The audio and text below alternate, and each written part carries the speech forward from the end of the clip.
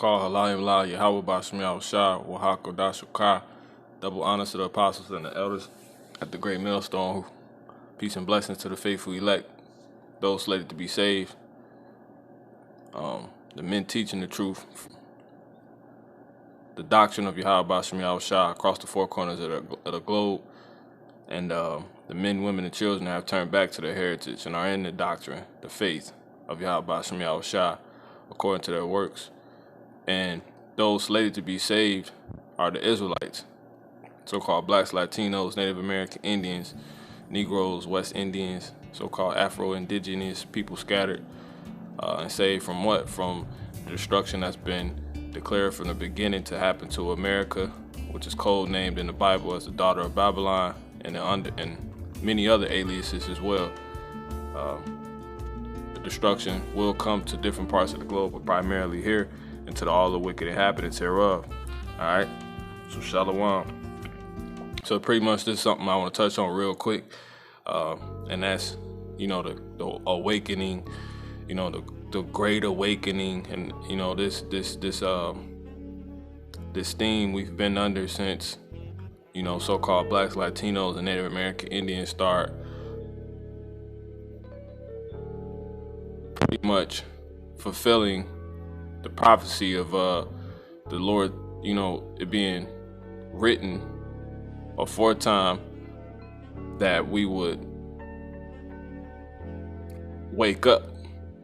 And then eventually in the New Testament, it tells us how it would be a falling away, and then going back aforetime in the Old Testament told us we would discontinue, and that discontinue from what? Our heritage. From who we were, who we actually are, knowing who we are, so-called Latinos, Native American Indians, West Indians, so-called Negroes, blacks, West Indians, and we'll forget completely who the hell they are, and the end times and the end of the last days, they would remember. All right, now that's prophecy, the prophecy of us being foretold to awake. So let's just prove that real quick, awakening. So let's start with this is Ephesians 5 and 14, whereas he said, awake thou that sleepest, and arise from the dead. See, that's awake thou that sleepest, and arise from the dead, and Hamashiach shall give thee light. So our people will completely sleep. You see that? It says, see then that ye walk circumspectly, not as fools, but as wise, redeeming the time, because the days are evil. So it says that we will awake. Yahushua will come to awake us, and through what? Physically first, which is during his first coming, and then in the spirit when we actually, fall away from those times, over time, from when he first walked, so-called, but just keeping it simple. So it says, wherefore as he said, awake thou that sleepest, and arise from the dead, and Hamashiach shall give thee light. And that's this word. Yahushua is in the volume of this book, this whole, holy Bible, Apocrypha included, and it's going to actually give us light. It's going to put us on game. But it says, seeing then that ye walk circumspectly, not as fools, but as wise, because that's the notion that you're asleep, because you're walking how you're carrying yourself. All right, this is Sirach 22 and 7. It says, whoso teacheth a fool is as one that glueth a potsherd together. So a broken pot, right? You glue it back together with some Elmer's Fudd, but it's completely broke already. And as he that waketh one from a sound sleep. And then I'm gonna read it one more time. It says, whoso teacheth a fool is as one that glueth a potsherd together, and as he that waketh one from a sound sleep. So a fool is somebody that's completely sound sleep, man. Because it's the state of mind you in. These people are completely out of whack. They don't have it all together. Hence the broken potsherd. Obviously it's broken if it has to be glued back together. So that's a fool. And if you're a fool, that's just saying a certain state of mind you're in. You don't have it all together. And hence, to tie it all home, you are actually asleep. And that's the state of our people All right. So the Lord said, awake and don't be as these people anymore, because we redeeming the times that the days are evil. You know, because if you're asleep, you ain't gonna know that. So this is to go back into the history a little bit. This is Baruch 2 to prove that. It says Baruch 2, and I'm gonna start at 30. It says, for I knew that they would not hear me, because it is a stiff-necked people. But in the land of their captivities, they shall remember themselves, and shall know that I am the Lord their God. See that? For I give them an heart and ears to hear. See that? And they shall praise me in the land of their captivity, and think upon my name, and shall return from their stiff neck and from their wicked deeds. For they shall remember the way of their fathers, which sinned before the Lord. See that? And I will bring them again into the land which I promised with an oath unto their fathers, Abraham, Isaac, and Jacob, and they shall be lords of it. And I will increase them, and they shall not be diminished. And I will make it. So the Lord is gonna. This is what you see and happen. And we're at the end of it, because now we're seeing our people, those that are in this truth, you so-called blacks, Latinos, Native American Indians, West Indians that are in this truth. You're no longer being stiff-necked. You're turning from your wicked deeds, and you're remembering the ways of our forefathers, man. And now at the end of all of that, once that's done, and guess what? It's being done while you're still in slavery. So that's how we know we're fulfilling this. This is hence the Great Awakening. Verse 34, and I will bring them again into their land, into the land which I promised with an oath unto their fathers, Abraham, Isaac, and Jacob, and they shall be lords of it. You see, and they shall be lords of it. We're going to be lords again. And I will increase them, and they shall not be diminished. I will make an everlasting covenant with them to be their God, and they shall be my people. And I will no more drive my people of Israel out of the land that I have given them. So that ain't happened yet. But we're in the time of completing that process. So this is Romans 13 and 11, and that knowing the time, that now is high time to awake out of sleep. For now is our salvation nearer than we believe. So we are awakening to these facts. You see that? And I'm going to just prove that. We jump to Isaiah 51 and 17. Awake, awake, stand up, O Jerusalem, which has drunk at the hand of Yahweh the cup of his fury. You see that? Thou hast drunken the dregs of the cup, trembling, and wrung them out. See that? So our people are going to tell you how our people. In the next verse, there is none to guide her among all the sons whom she hath brought forth. Neither is there any that taketh her by the hand of all the sons that she hath brought up. See that? So our people, and then it tell you in the next verse, who's going to be sorry for us. So the Lord is telling us, awake, awake, awake. Come out of this state that we're in. Remember who we are, because that brings me into the lesson. There's undertone to awakening. You see, if you sleep, if I tell you I'm bringing you a check at 11:30, but you sleep to 2:30, you know, you're gonna miss out on that, man. So that's why he need us to awake and come to realization about why we need to become alert and realize what's going on. You have promises that's been foretold to us, man. But there's a deeper message to this, man. So the lesson, pretty much to go into the lesson now, is how it's an undertone to awakening.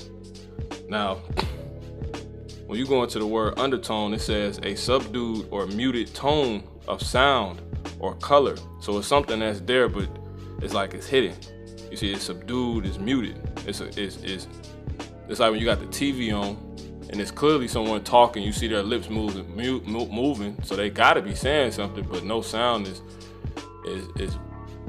being perceived. Actually, it's not obvious if it wasn't muted. So it says of sound or color. See that? So it says let's see. Yeah, so synonyms would be undercurrent, hint, overtone, suggestion, connotation, nuance. Let's see. Implication. Let's get implication. It says the conclusion that could be drawn from something, although it is not explicitly stated. And what's that? When you think about waking up, We're going to come right back to this. When you think about waking up, it's already written, everybody's going to awake, right? Let me go ahead and grab that. We just went into why it's important to wake up and come to the realization, to understand it, get ourselves together for what's to come so we can receive what's to come or be prepared for what's to come. See that? Why? Because this is Daniel 12:2. And many of them, it says, that shall sleep in the dust. Slacky, I'm going to start at 1. And at that time shall Michael stand up, the great prince which standeth for the children of thy people, and there shall be a time of trouble. See that? That's what's getting ready to come. That's the redeeming the days, because they're evil. See that? It says, such as never was since there was a nation, even to that same time. It says, and at that time thy people shall be delivered, everyone that shall be found written in the book. And you think these people will be asleep when all hell is breaking loose? And it's time to get the hell out of here and escape the danger? No, they will be awoke. So that's the great awakening, right? But it says, and many of them that sleep in the dust, you caught up in the earth, you caught up in the world. You see what I'm saying? You caught up in man's doings. You see that? It says, shall awake. And then ultimately this is going into, because it's manifold, it's really going into those that are dead. You see what I'm saying? It says, some to everlasting life and some to shame and everlasting contempt, because as I said, it's manifold. When you thinking of sleeping, you're not, when you think of the notion of awakening, it's many faces to it. It's many faces to awakening. You see, it's not just physically getting up out of bed. Awakening is when you come back to your senses. Awaken is when you're able to go do whatever. You see what I'm saying? When you awake, everybody wakes up in the morning or whenever they may wake up, from that state of pretty much an unconsciousness, a state of that. Everybody awakes to something else. You see that? To something different. They go do different things. But also on a simple level, when you think of awakening, we just went into simply how it's in the mind. You're awakening in your mind. So that's why I say, and many of them that sleep in the dust shall awake, some to everlasting life and some to shame and everlasting contempt. So yeah, when you awake in your mind, that's simply when you get it together and realize the hell is going on. You need to, you see what I'm saying? You awake and you see you might need to go outside and do, get the snow off your car because it just snowed and you didn't know it when you were asleep. You see that? You simply.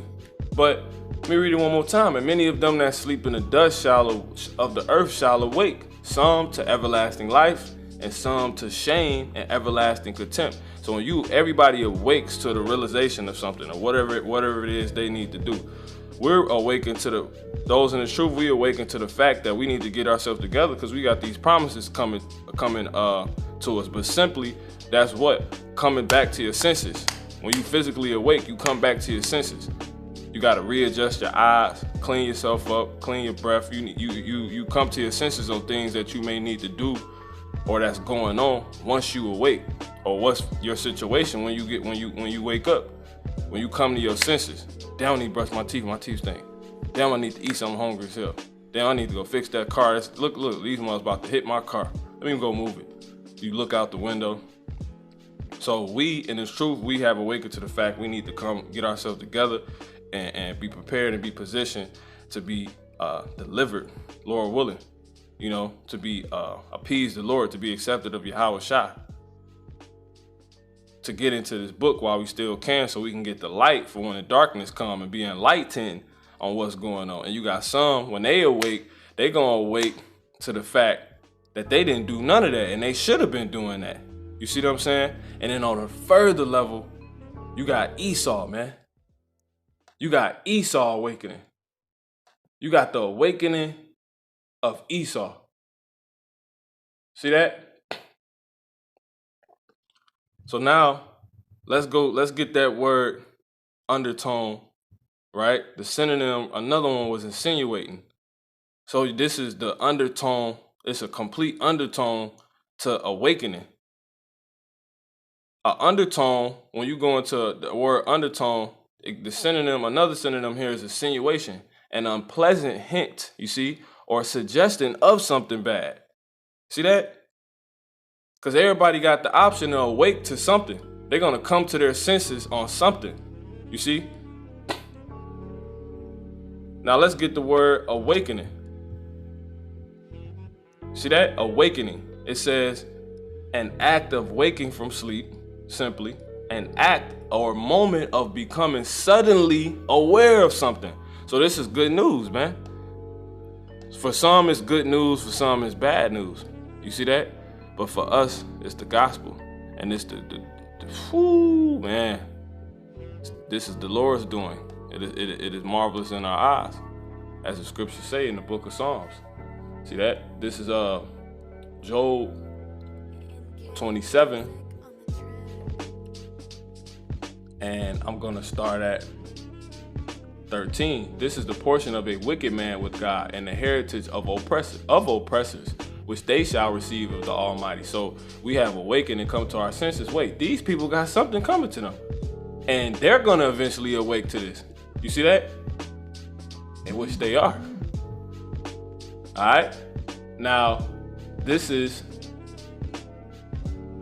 verse 19. The rich man, it says, the rich man shall, you know what? I'm gonna start at 17. It says, no, let me start at 16. Though he heap up silver as the dust and prepare it as the raiment, he may prepare it, but the just shall put it on. You see that? So we can wake up to the fact we see these people coming up getting all this stuff, and they just gonna have to give it over to me, to you, to us, to my people, man, to our people. These Israelites that that have been, chosen to awake, man, and hopefully stay awake until this thing is over with, all the way to this thing being over with. It says, though he heap up silver as dust and prepare raiment, he may prepare it, but the just shall put it on, and the innocent shall divide the silver.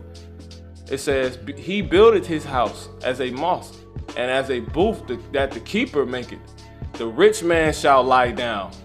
The rich man shall lie down, yeah, because it tell you that they're in their rest. You see what I'm saying? And Micah 2, it says, but he, matter of fact, let me get that real quick.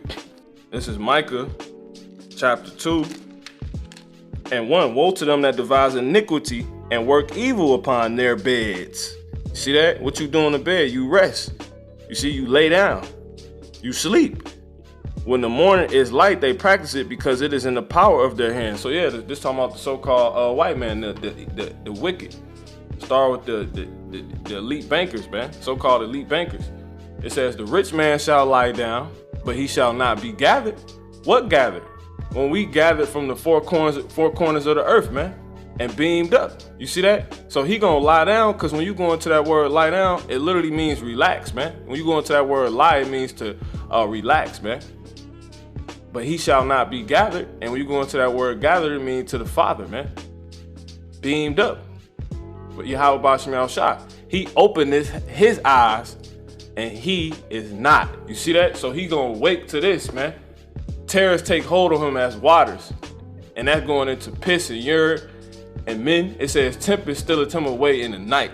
So that's what the so-called white man is about to wake to, man. So this is the undertone of awakening. You see, and it's beautiful. This is marvelous in our eyes. Lord has been edifying. We give our honor, praise, and glory to Heavenly Father. Yahweh Basham Al-Shah. Wahakadas Fakad is good news, man. Till next time, Shalom.